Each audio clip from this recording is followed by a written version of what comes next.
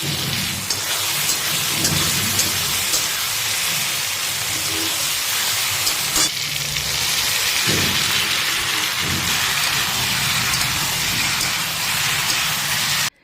বন্ধুরা, সবাই ভালো আছেন তো?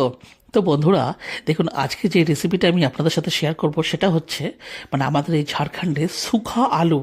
এই রেসিপিটা খুবই ফেমাস এবং এই রেসিপিটা আলুর এই যে দেখছেন শুকনো যে রেসিপি, এটার সাথে লুচি, রুটি, পরোটা যাই খাবেন না কেন একদম জাস্ট জমে যাবে। তো চলুন রেসিপিটা শেয়ার করি।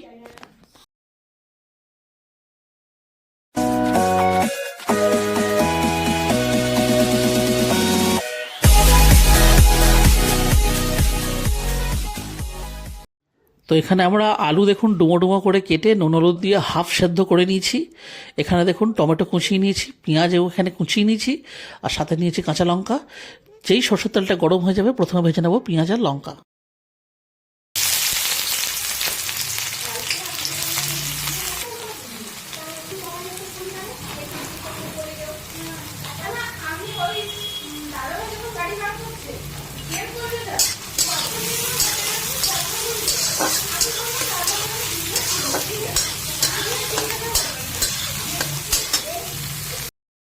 তো এখানে দেখুন 5 মিনিট মতো আমাদের পেঁয়াজটা কিন্তু ভাজা হয়ে গেছে। আর পেঁয়াজটা কিন্তু সম্পূর্ণ নয়, জাস্ট এরকম হাফ ভাজা ভাজা আর কি করতে হবে। আর এই সময়তে আমরা দিয়ে দেবো কেটে রাখা টমেটো।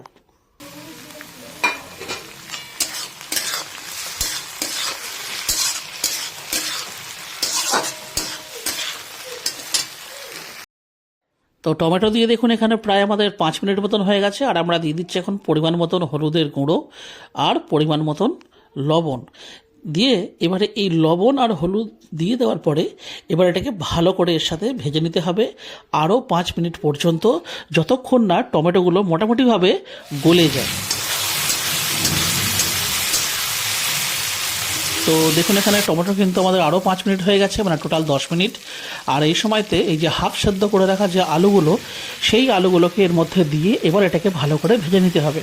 বন্ধুরা এটা কিন্তু মাথায় রাখতে হবে যে এই যে আলুগুলো, এইগুলো কিন্তু আমাদের জাস্ট হাফ সেদ্ধই করতে হবে। কারণ আমরা যদি ফুল সেদ্ধ করে ফেলি তাহলে এই যে এখন যে এটাকে আমরা ওই পেঁয়াজ আর টমেটোর সাথে যে মিশিয়ে যে ভাজবো, তা করতে কিন্তু ভেঙে জাস্ট টুকরো টুকরো হয়ে যাবে। সেহেতু এটা আমাদের হাফ ফ্রাই করতে হবে, যখন আমরা এটাকে সেদ্ধ করব তখন কিন্তু হাফ সেদ্ধ করে নিতে হবে।